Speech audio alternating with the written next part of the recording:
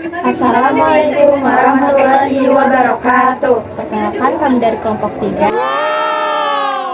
Di sini kami akan menampilkan sebuah video animasi mengenai morfologi bakteri, jamur, dan juga media perkembangannya.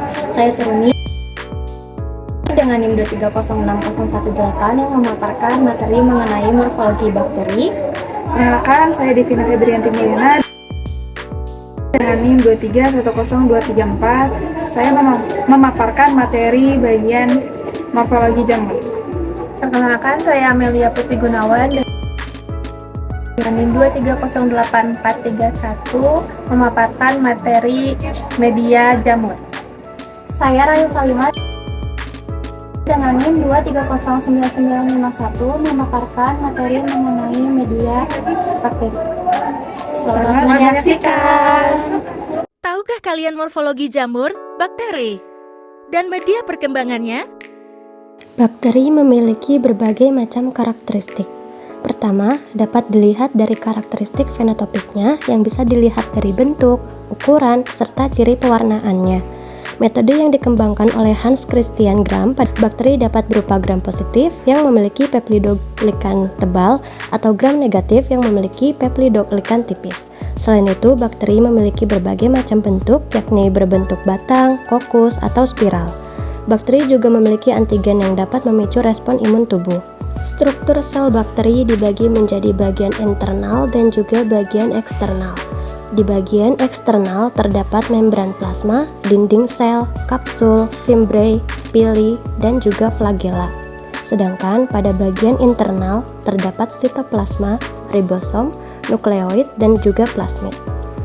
Pada flagella terdiri dari 5 tipe, yaitu atrik, monotrik, lopotrik, amfitrik, dan juga peritrik. Selanjutnya di sini ada morfologi fungi atau jamur. Yang pertama ada tudung jamur, yaitu memiliki fungsi sebagai pelindung jamur dari kekeringan, mengatur suhu tubuh dan kelembapan, serta melindungi dari serangan hama dan penyakit. Selanjutnya di sini ada lamela. Lamela ini berfungsi sebagai tempat spora tumbuh dan berkembang, serta membantu dalam proses reproduksi jamur. Lalu di dalamnya ini terdapat hifa. Hifa ini berfungsi sebagai struktur penyebaran, penyerapan nutrisi, dan pembentukan jaringan jamur. Lalu di dalamnya juga ada inti sel yang berfungsi untuk mengatur aktivitas seluler termasuk pertumbuhan, reproduksi, dan metabolisme.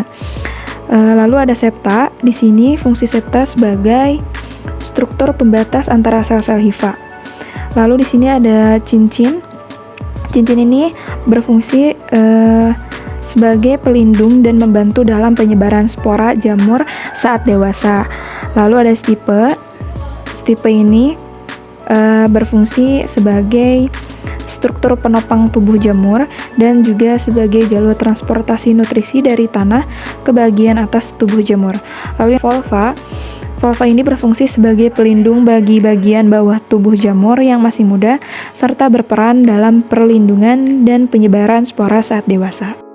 Yang terakhir adalah miselium. Di sini fungsinya sebagai alat penyebaran, penyerapan nutrisi, dan pembentukan struktur jamur. Media bakteri dan jamur berdasarkan bentuknya dibagi menjadi 3. Yang pertama yaitu media padat, merupakan media yang mengandung banyak agar atau zat pemadat kurang lebih 15%. Yang kedua ada media semi padat, merupakan media yang mengandung agar 0,3 sampai 0,4%, sehingga media menjadi kenyal.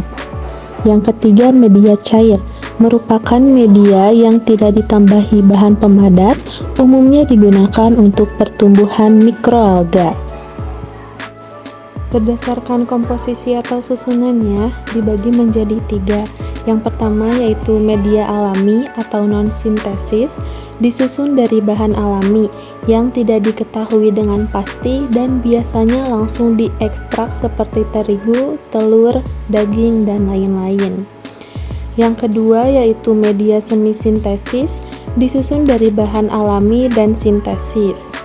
Yang ketiga yaitu media sintesis, disusun oleh senyawa kimia. Berdasarkan fungsinya, media bakteri dan jamur terbagi menjadi 6. Yang pertama ada media umum. Media umum menggunakan bahan-bahan yang bertujuan menstimulasi pertumbuhan mikroba secara umum. Kedua, media diferensial yaitu media yang digunakan untuk membedakan satu bakteri dengan bakteri lainnya. Yang ketiga, media diperkaya atau enrichment, yaitu media yang dirancang untuk mendukung pertumbuhan mikroorganisme, memiliki konstituen nutrisi yang mendukung pertumbuhan mikroba tertentu.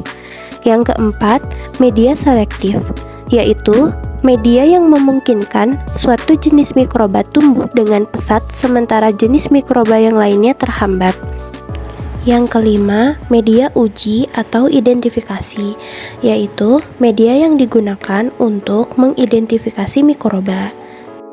Yang keenam, media perhitungan jumlah mikroba yang berfungsi untuk mengetahui jumlah mikroba. Thanks for watching!